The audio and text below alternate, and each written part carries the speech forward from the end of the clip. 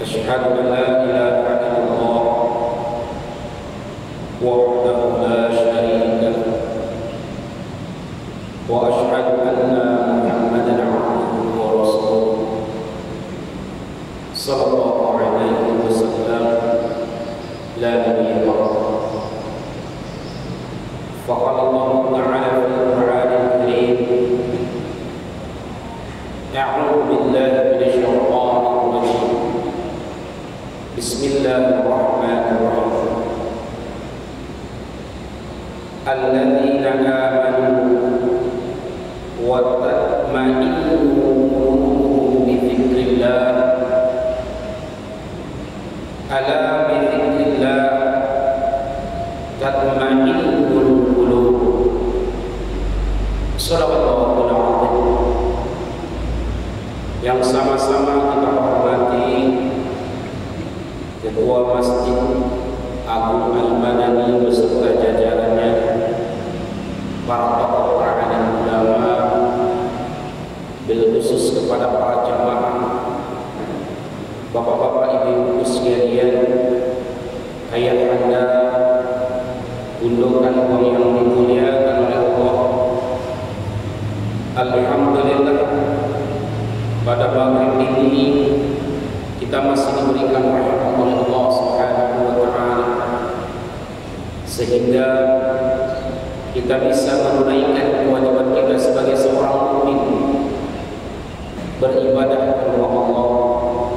Semoga kita yang selalu terpanggil hatinya beribadah kepada Allah, terpanggil hatinya duduk dalam kajian majelis ilmu, semoga pada hari ini yang lagi sakit Allah angkat penyakitnya, yang lagi sempit rezekinya Allah lapangkan rezekinya, yang belum tercapai hajatnya Allah sampaikan hajatnya.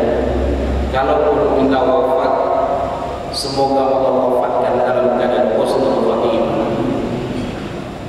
Ada istilah dari para ulama kita, menuntut ilmu itu adalah jihad. Menuntut ilmu adalah jihad. Memberikan ilmu adalah sedekah.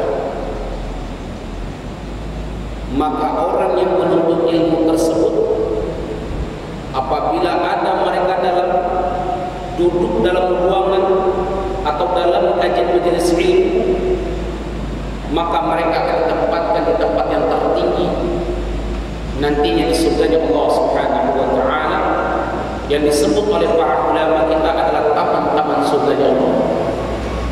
Maka orang yang duduk dalam masjid ini, yang mendengarkan kajian majelis ilmu, menuntut ilmu itu adalah salah satu jihad. Maka mereka nantinya akan Allah kumpulkan di dalam surganya Allah, di taman-taman surganya Allah Subhanahu wa taala. Maka pentingnya menuntut ilmu itu, kita itu dalam bahasa para ulama kita dianjurkan untuk merapat, dianjurkan untuk mendekat. Jangan sampai ketika kita dengarkan kajian majelis ilmu ini, lalu nanti kita tidak dikumpulkan di dalam taman-taman surganya Allah Subhanahu wa taala.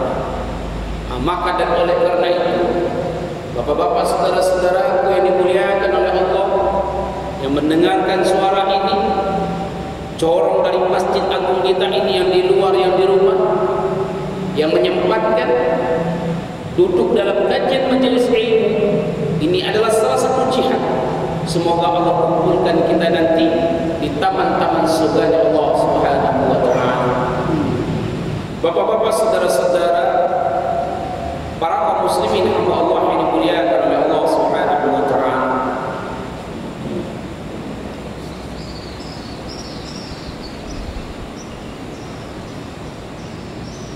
Sebentar lagi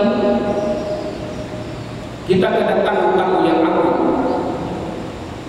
yaitu bulan Ramadan.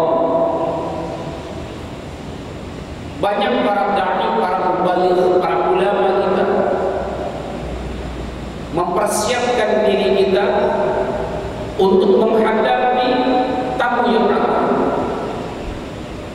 Maka kajian pada hari ini ikhwan yang dimuliakan oleh Allah, maka yang pertama yang harus kita siapkan itu adalah rohani. Yang kedua jasad. Yang ketiga itu amali. Yang keempat itu mali. Apa kerohanian? Yang pertama yang harus kita perbaiki adalah hati ini. Karena mohon maaf cakap, banyak orang yang berpuasa di bulan Ramadan, tapi dia tidak tegur sapa dengan kakak adik. Banyak orang yang berpuasa di bulan Ramadan, tapi tak tegur sapa sama orang tuanya, tak tegur sapa. Yang membatalkan puasa bukan saja orang makan dan minum, bukan itu saja. Yang halal pun di bulan Ramadan bisa itu dijadikan haram. Apa salah satu contohnya? Istri kita itu adalah halal, tapi kalau kita lakukan pada siang hari, maka itu bisa menjadi haram. Membatalkan puasa, orang yang batal puasanya bukan saja makan dan minum, tapi apabila mereka hati mereka rusak. Apa kata almarhum Profesor Dr. Al-Mustafa yang mereka berpuasa ibarat cuma menahan lapar dan haus saja, pahalanya nol di mata Allah. Maka yang pertama kali yang harus kita perbaiki adalah hati ini. Di bulan Sya'ban ini Rasulullah SAW paling banyak menghidupkan puasa sunnah, paling banyak melaksanakan sholat-sholat lain, sholat-sholat malam. Maka saya menghimbau kepada saudara-saudara sekalian untuk menyongsong datangnya bulan yang agung ini. Yuk sama-sama kita perbaiki hati ini. Bukankah pada siang tadi saya sampaikan orang yang beriman itu kalau disebut nama Allah gemetar hati, itu orang beriman. Maka kalau masih disebut nama Allah masih gemetar hati kita, maka kita masih punya iman. Yang saya takutkan apa itu? Yang saya takutkan adalah rumahnya dekat masjid, azan berkumandang, tapi hatinya tak gemetar, hatinya tak terpanggil beribadah kepada Allah. Ini yang saya takutkan. Kenapa? Jangan sampai Allah mengumpamakan kita seperti orang kafir. Orang kafir itu jelas itu. Yang membedakan orang Islam dengan orang kafir jelas. Yang membedakan adalah sholatnya. Makanya mohon maaf cakap,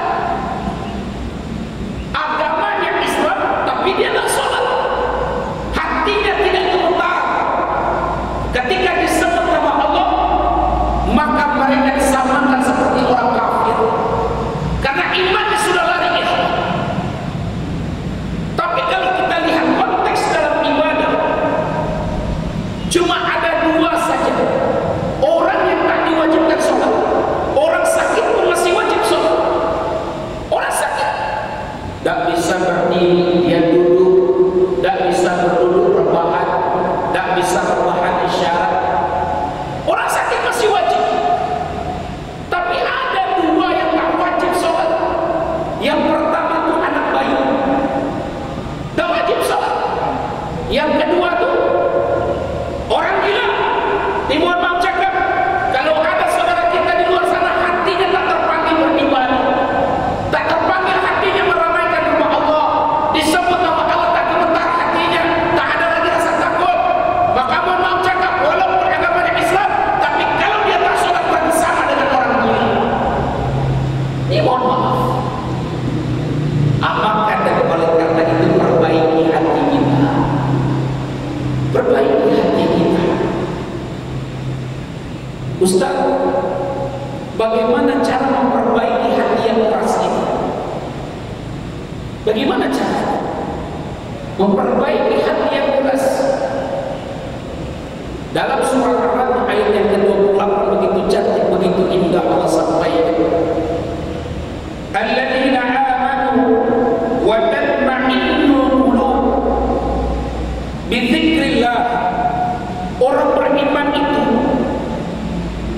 di hatinya menjadi tentram, hatinya menjadi damai, hatinya menjadi tenang ketika terus mereka mengagung-agungkan Allah, menyebut-nyebut nama Allah. Mereka berzikir. Ala bi dzikrillah tatma'innul qulub. Ingatlah, hanya dengan mengingat Allah hati menjadi tentram, hati menjadi damai, hati menjadi tenang. Maka dan oleh karena itu ikhwah, di bulan Sya'ban ini yuk perbanyak-banyak kita berzikir kepada Allah, perbanyak-banyak kita mengingat Allah, perbanyak-banyak kita duduk dalam kajian majelis ilmu, perbanyak-banyak kita saling mendoakan karena Allah, karena doa itu juga bagian dari sedekah. Kalaupun belum ada kita bermaafkan dengan saudara kita, Ustaz, saya sudah berusaha untuk memaafkan saudara saya, Ustaz. Memang kami beradik kakak, kami bermusuhan, Ustaz, tapi saya sudah meminta maaf kepada saudara saya, tapi dia tidak mau memaafkan saya, Ustaz. Saya sudah berusaha minta maaf dengan paman saya, Ustaz, tapi dia tidak mau memaafkan saya, Ustaz. Maka sedekahkan doa terbaik kita. Karena ini pernah ada di zaman Rasul. Ada seorang sahabat badannya kecil, kulitnya warna hitam, dia selalu dihina. Di zaman Rasulullah itu hidup orang munafik, namanya Abdullah bin Ubay bin Salul. Orang munafik hidup di zaman Rasul. Di pinggiran pasar Madinah ada preman pasar yang bernama Abu Amir. Ada salah satu sahabat kulit hitam badannya kecil, punya penyakit tulang. Kita sering mendengar nama sahabat Abu Bakar, kita sering mendengar nama sahabat Utsman bin Affan, Ali bin Abi Thalib, Umar bin Khattab. Tapi banyak di antara kita yang tidak mengetahui ada sahabat-sahabat yang dirindukan surganya Allah. Ada namanya Uwais Al-Qarni, ada namanya Ukaisyah. Itu sahabat-sahabat yang dirindukan surga. Dan ada juga nama sahabat yang bernama Abu Dumdum. Jarang kita dengar, tapi sahabat ini salah satu dirindukan oleh surganya Allah. Amalannya cuma mendoakan kebaikan untuk orang, tidak bisa bekerja. Siapa tuh Abu Dumdum? Badan kecil, kulit hitam, punya penyakit tulang, tidak bisa bekerja. Kalau bekerja capek, pingsan. Ada suatu ketika Abu Dumdum ini ingin sholat di masjid, lewat depan rumah orang munafik ini yang bernama Ubay bin Salul. Lewat depan rumah Ubay, apa kata orang munafik? Oi, orang kulit hitam, orang miskin, anak dia kurma dan orang kecil cuma noren. Dihina kulitnya, dihina. Sesudah dia sholat zuhur, dia pergi ke pasar Abu Dumdum. Sampai di pasar diusir oleh preman pasar. Apa kata preman pasar yang bernama Abu Amir? Hei, orang miskin tak boleh masuk pasar. Kau cilok barang orang, kau curi barang orang, tak boleh masuk pasar. Didorong sampai Abu Dumdum ini terjatuh. Ada suatu ketika Rasulullah SAW selesai mengisi khutbah. Rasulullah itu berjalan di pinggiran pasar Madinah, dan ketika itu melihat sedang Abu Dumdum mengumpulkan buah-buahan busuk. Dikumpulkan buah-buahan busuk. Itulah salah satu sebabnya kenapa setiap habis sholat zuhur Abu Dumdum itu pergi ke pasar, karena mencari buah-buahan busuk. Sudah dibuang ini buah-buahan busuk oleh penjualnya, diminta oleh Abu Dumdum, oh, buah-buahan ini mau buang, bolehkah aku minta? Tapi ketika itu Rasulullah SAW, ketika hari Jumat, dilihatnya Abu Dumdum mengumpulkan buah-buahan busuk.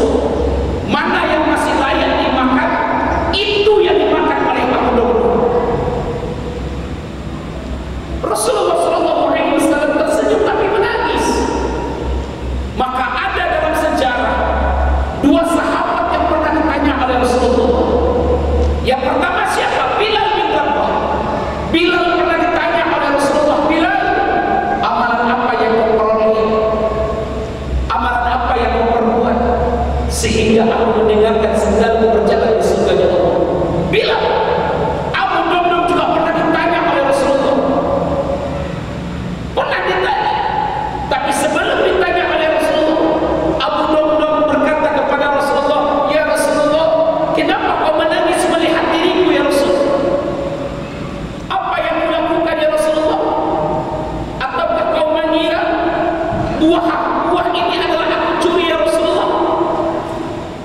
Walaupun aku miskin, walaupun aku tak sanggup bekerja, sampai detik ini ya Rasulullah, tak ada satupun makanan yang haram yang masuk dalam perutku."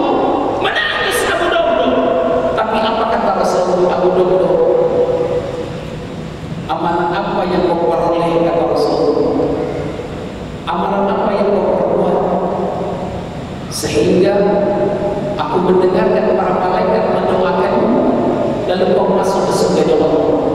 Lalu apa jawaban Abu Damdam? Ya Rasulullah, setiap kali mereka menghina diriku ya Rasul, setiap kali mereka menghina fisikku ya Rasul, aku masuk ke pasar ya Rasulullah, aku didorong, aku diusir, aku hanya mengadu kepada Allah, ya Allah, ampuni dosa-dosa orang yang menzalimiku, ampuni dosa mereka ya Allah.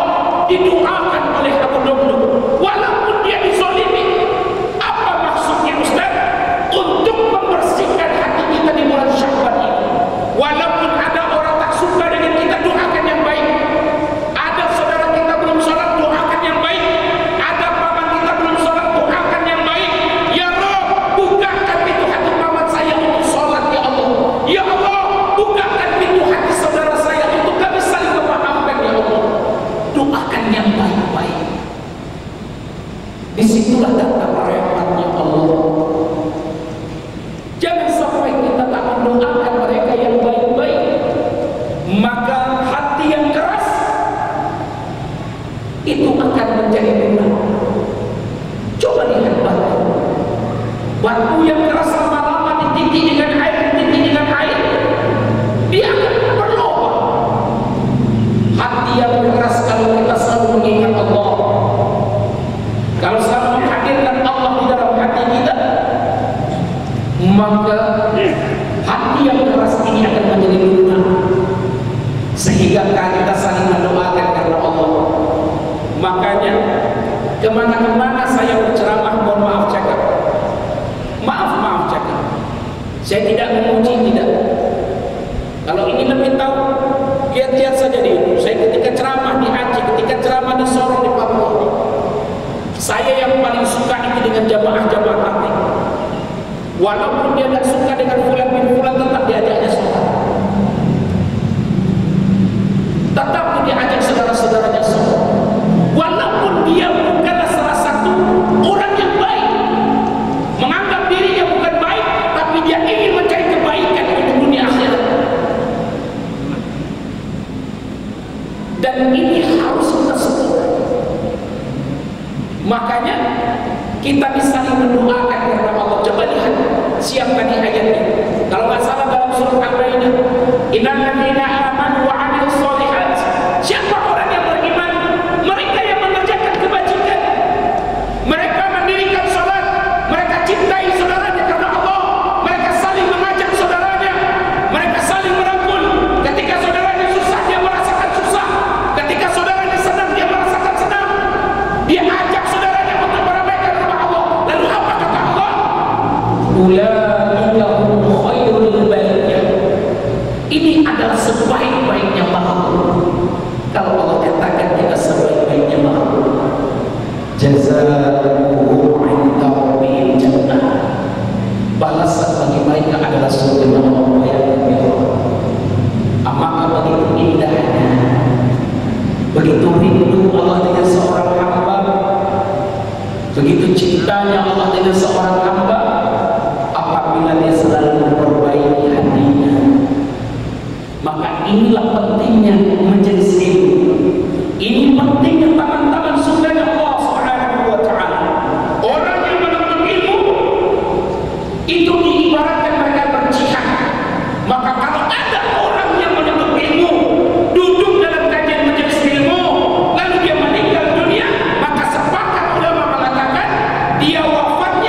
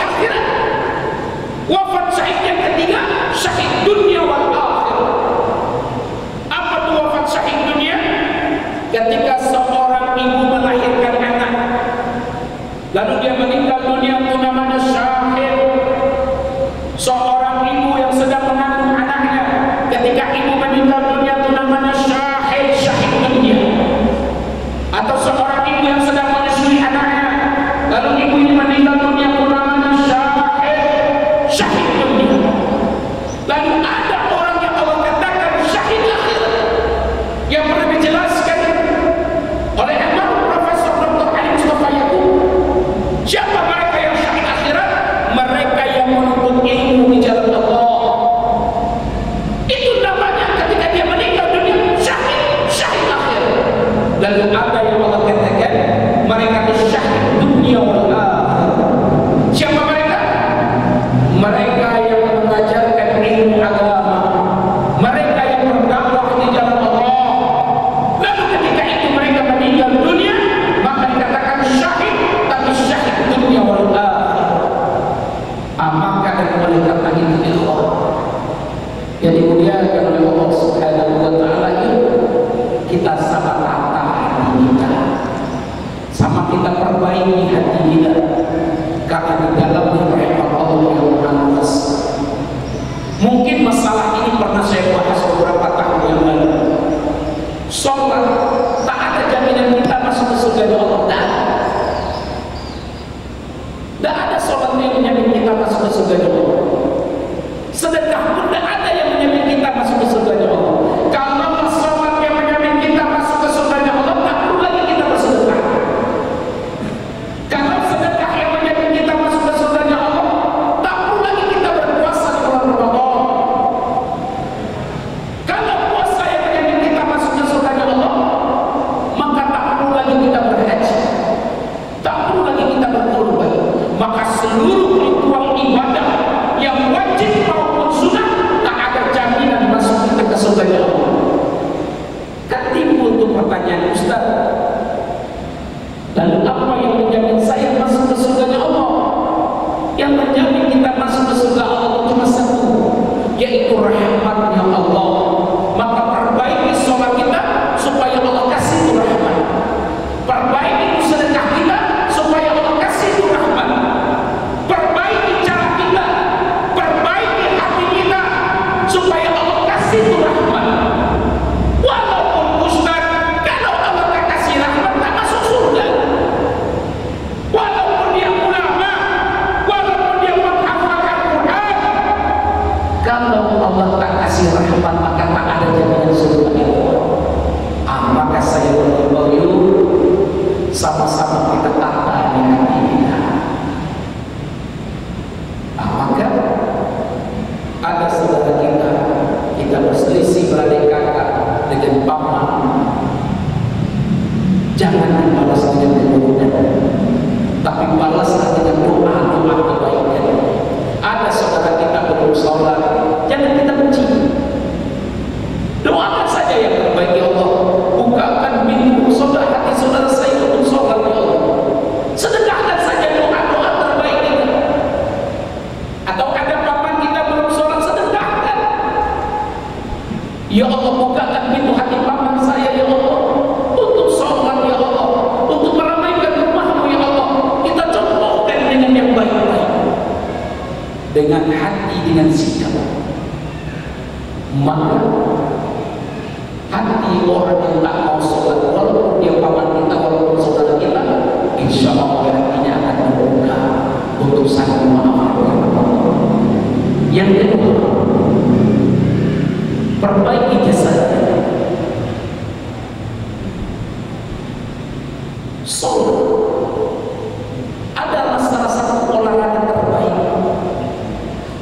Rohani kita butuh makanan, berdoa, berzikir. Jasad kita pun juga butuh makanan. Salah satunya apa? Supaya fisik kita bagus, olahraga. Sholat itu adalah bagian salah satu olahraga yang melatih untuk melenturkan yang tegang-tegang supaya menjadi lentur. Maka kalau rukuknya itu benar-benar sesuai dengan syariat, kalau rukuknya benar, kalau sujudnya benar, maka aliran darahnya itu lancar. Ini yang ada dalam kitab Ibnu Sina. Ibnu Sina itu nama manusia, nama orang yang ahli dalam bidang kesehatan. Tapi ada, ini mohon maaf, kalau kita berpikir dengan nalar tak masuk. Pernah mendengar nama Uqasyah, nama sahabat Rasulullah yang bernama Uqasyah? Mungkin pernah kita mendengar, mungkin pernah kita mendengarkan sejarah. Siapa itu Uqasyah? sahabat Rasulullah yang pintu surga terbuka. Bayangkan, Uwais Al-Qarni bukan dia yang merindukan surganya Allah, tapi surga Allah yang merindukan dia. Bayangkan, itu Uwais Al-Qarni. Ukasyah, surga, pintu surga itu selalu terbuka untuknya. Pintu surga itu menanti kedatangan Ukasyah. Apa yang menyebabkan pintu surga itu menanti Ukasyah? Ketika waktu terjadi peperangan yang Allah, Ukasyah ikut bersama Rasulullah, ikut bersama Rasulullah berperang. Ketika Rasulullah SAW mencambuk kudanya, dipecut kudanya, tidak mengenai ekornya, tapi mengenai punggungnya Ukasyah. Mengenai punggungnya Ukasyah. Ada suatu ketika Rasulullah SAW sakit. Dia sudah merasakan jasad dan ruhnya ini akan terpisah. Dia akan meninggalkan dunia. Itu yang dirasakan oleh Rasulullah.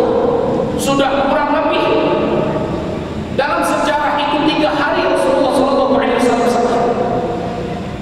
Maka ketika itu dia meminta kepada Bilal bin Rabah untuk membimbingnya masuk ke dalam masjid Madinah Al-Munawwarah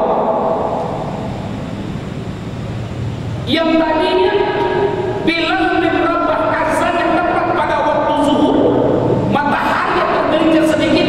Pada waktu itu Rasulullah SAW dalam kitab Kharibil Qulub halaman ke-122 diperintahkan Bilal bin Rabah, karena Rasulullah rindu dengan umat, Rasulullah rindu dengan sahabat, diperintahkan Bilal bin Rabah berdiri di bagian atas untuk memandangkan azan.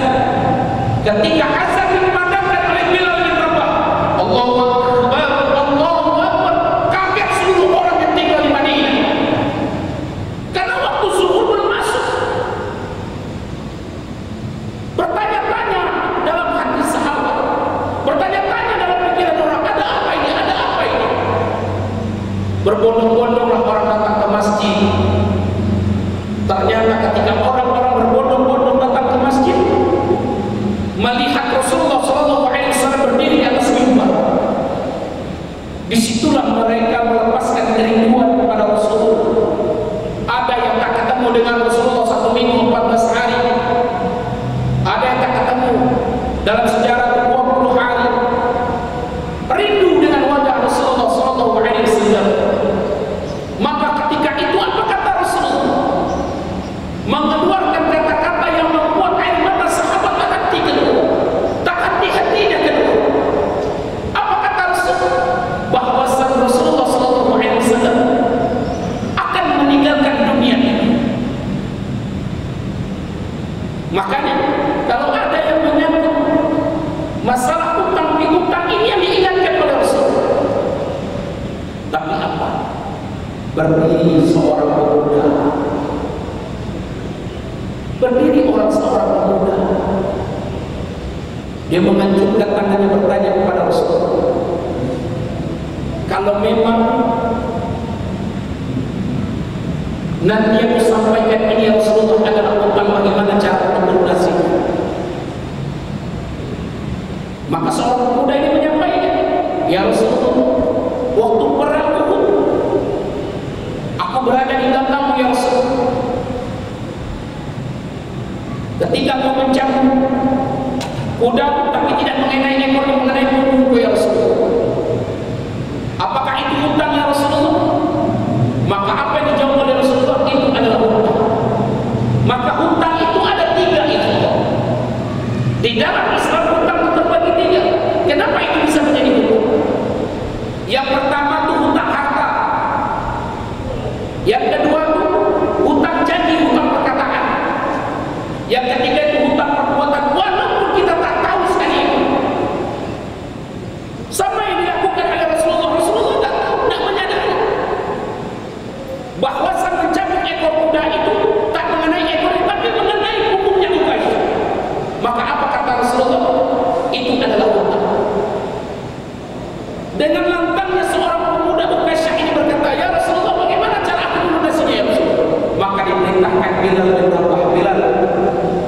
pergilah ke rumah anak yang bernama Fatimah, ambil cambuk untuk berikan kepada Uqasyah.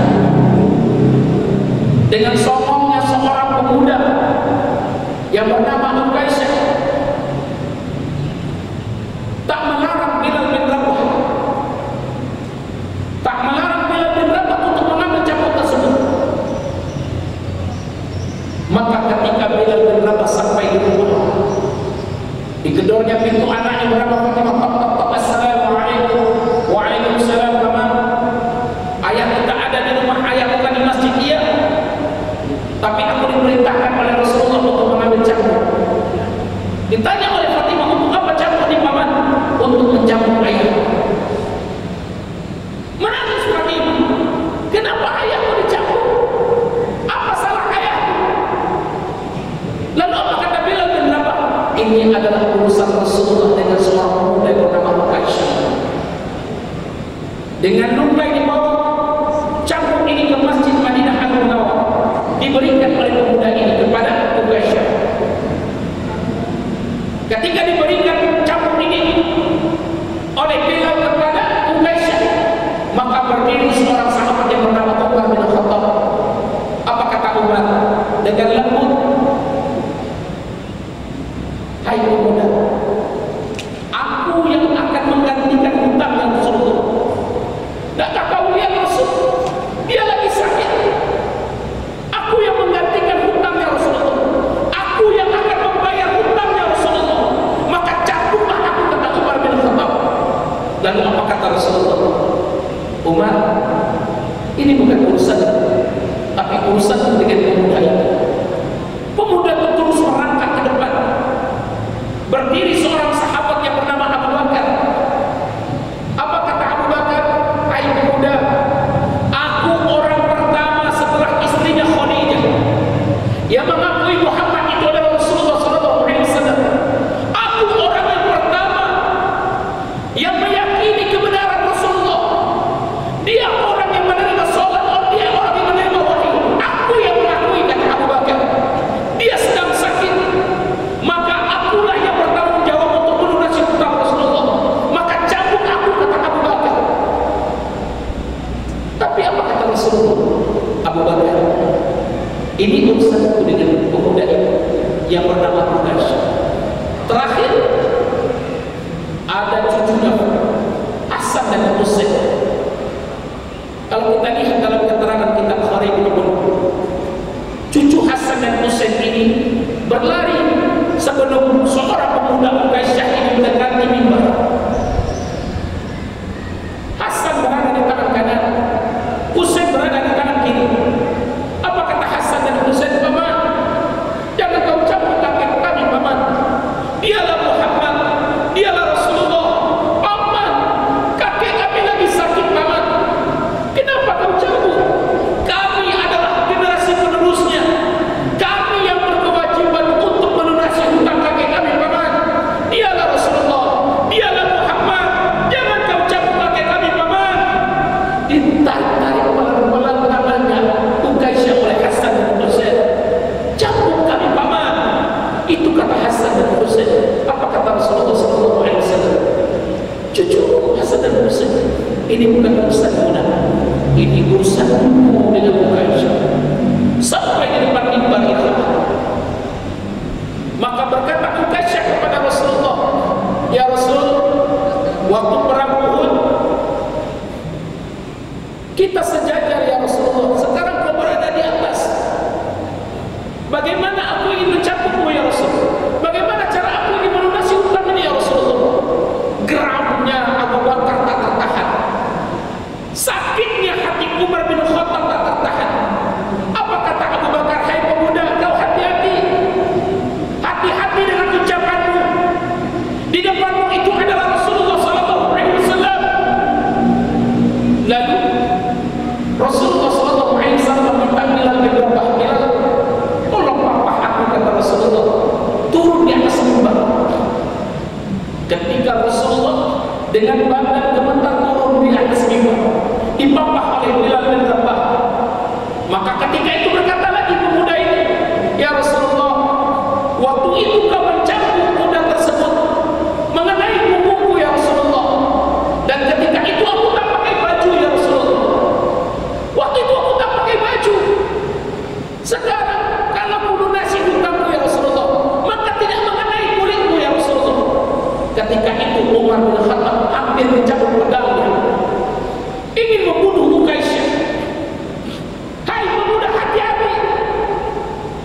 Dan ketika itu tetap dilarang oleh Rasulullah SAW. Dan ketika itu berkata lagi, ya Rasulullah, waktu itu aku berada di bawah ya Rasulullah, kau berada di atas ya Rasul. Dan ketika itu Rasulullah duduk antara dua sujud, dibuka jubah bajunya Rasulullah pelan-pelan. Seluruh orang yang berada dalam masjid menangis, tak bisa menahan air mata ini keluar. Seluruh orang itu menangis ketika Rasulullah SAW membuka bajunya pelan-pelan. Maka tampaklah orang yang tak pernah melihat badannya Rasulullah. Ketika itu orang menyaksikan badannya Rasulullah. Ketika itu orang tak pernah melihat keindahan badannya Rasulullah. Ketika itu orang melihat, tapi seluruh orang ketika itu menangis. Ada orang Abu Bakar yang tak hati-hati air matanya keluar ketika Rasulullah SAW membuka bajunya pelan-pelan. Ternyata ada batu yang diikat di pinggang Rasulullah SAW. Menangis Umar bin Khattab, menangis Utsman bin Affan. Kenapa? Karena ketika waktu itu Rasulullah SAW sedang dalam keadaan sakit, perut beliau dalam keadaan lapar, diletakkan batu di pinggangnya Rasulullah SAW. Dan ketika itu Ukasyah memeluk baginda Rasulullah SAW, dipeluknya Rasulullah. Maka ketika itu Ukasyah berkata, ya Rasulullah, aku hanya ingin mengandung kulitmu, aku hanya ingin bersentuhan kulitmu dengan kau ya Rasulullah. Aku pernah mendengarkan engkau bersabda, barang siapa yang menyentuh kulitmu, maka kulitmu ini diharapkan untuk masuk ke neraka Allah. Maka cuma dengan ini caranya ya Rasul, aku bisa memelukmu ya Rasulullah. Maka apa kata Rasulullah? Kalau engkau ingin melihat surga, lihatlah Ukasyah. Apa maksudnya? Menjaga jasad kita bukan saja dengan olahraga, tapi menjaga jasad kita salah satu beribadah mendekatkan diri kepada Allah, berselawat kepada baginda Rasulullah SAW. Maka disitulah letaknya syafaatnya baginda Rasulullah SAW. Kalau kita lanjutkan sejarahnya, ikhwan, kenapa Rasulullah SAW ketika beliau lapar, dia letakkan batu di perutnya? Karena dilihat dalam kitab Al-Usra, Rasulullah SAW berdoa kepada Allah, ya Allah, jangan ketika setelah kehidupan saudara-saudaraku nanti yang tak melihat wajahku, jangan ada kelaparan bagi dirinya. Maka kita didoakan oleh Rasulullah SAW. Begitupun juga ketika Rasulullah wafat. Lihat ketika Rasulullah wafat, ketika beliau pas waktu malaikat Jibril mendatangi, sehari sebelum itu Rasulullah duduk di bawah pohon kurma, duduk di bawah pohon kurma menatap matahari yang terbenam. Dan ketika itu datang Abu Bakar. Apa kata Abu Bakar? Ya Rasulullah, apa yang kau lihat? Apakah yang kau pikirkan ya Rasulullah? Dilihatnya matahari yang terbenam. Lalu apa cuma satu keluar dari ucapan bibir baginda Rasulullah? Ikhwani, saudara kata Rasulullah. Bingung Abu Bakar, bukankah aku ini saudara ya Rasulullah? Tidak. Ashabu kata Rasulullah, kau adalah sahabat. Maka bingung Abu Bakar, bolehkah aku tahu ya Rasulullah siapa saudara-saudaramu itu ya Rasulullah? Kau ingin tahu Abu Bakar siapa saudara-saudaramu itu? Iya ya Rasulullah, saudara-saudaraku yang hidup setelahku kata Rasulullah. Saudara-saudaraku yang hidup setelahku, tapi tak pernah melihat wajahmu Abu Bakar, tapi dia selalu berselawat kepadaku. Itulah saudaraku kata Rasulullah. Kau ingin tahu siapa saudaraku itu? Iya ya Rasul, saudara-saudaraku yang tak pernah mendengarkan suaraku, saudaraku yang tak pernah melihat ketika aku berdakwah, tapi dia selalu berselawat kepadaku. Itulah saudaraku kata Rasulullah. Itulah saudara. Maka ketika lihat wafatnya Rasulullah, ketika malaikat Jibril ada di sampingnya, Abu Bakar ada di sampingnya, dan ketika itu malaikat Jibril menatap Rasulullah penuh dengan rasa sedih. Ketika itu Rasulullah memalingkan wajahnya di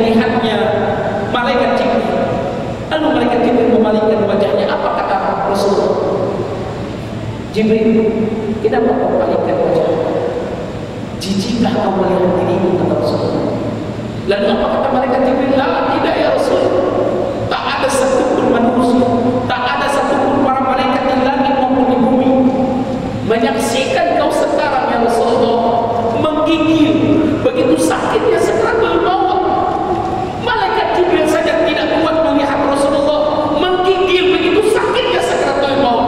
Perhatikan ketika itu bapak-bapak saudaraku sekalian, Rasulullah SAW ketika itu berdoa. Apa doanya Rasulullah? Ya Allah, ya Rabb, timpakan seluruh penyakit sakaratul maut ini kepadaku ya Allah. Jangan kau timpakan kepada umatku. Itu doa Rasulullah SAW.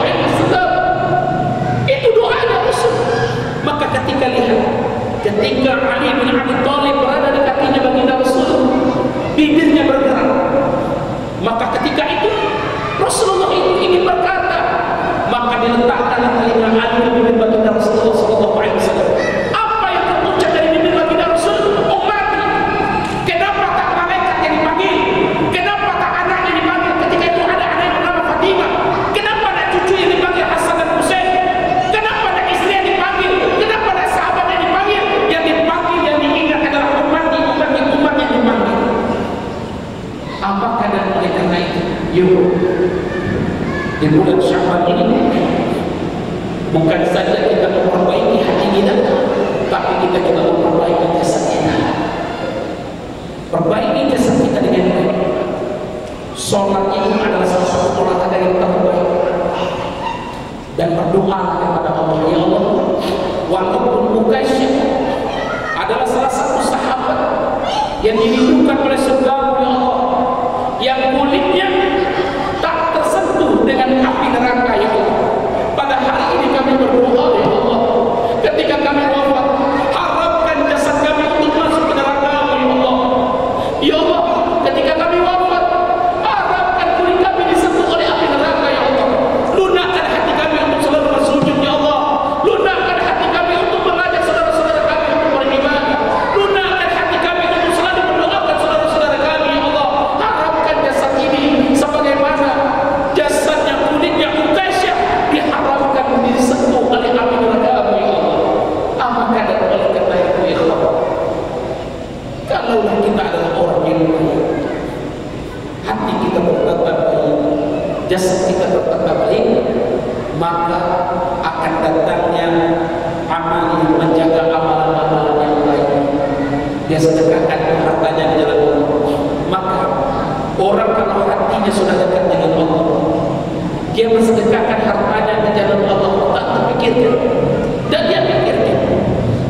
Ada saudaranya minta tolong, dan dia pikirkan. Karena hatinya itu sudah tertata dengan baik. Maka orang yang mensedekahkan hartanya itu dia menjaga amalnya tersebut.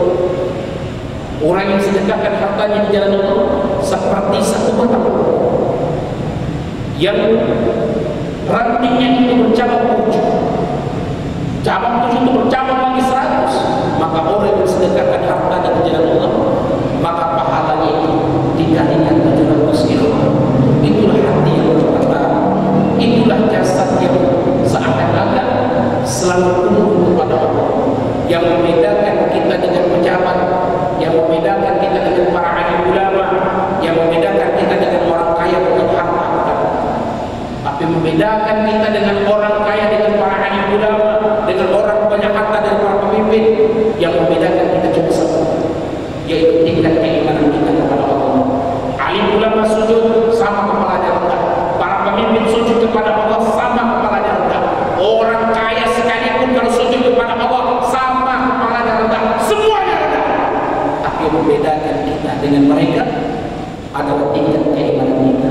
Semoga pada malam hari ini keimanan kita selalu bertambah. Allah jaga hati kita, Allah jaga jasad kita. Semoga kalau kita wafat, Allah masukkan ke dalam surga Allah. Allah harapkan jasad kita ini disentuh oleh api neraka-Nya.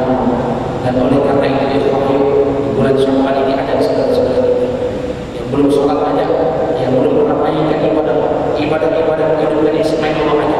Dan begitu juga kalau sudah ada di masjid, ada kajian majelis ilmu, jangan duduk di rumah. Berapa kita?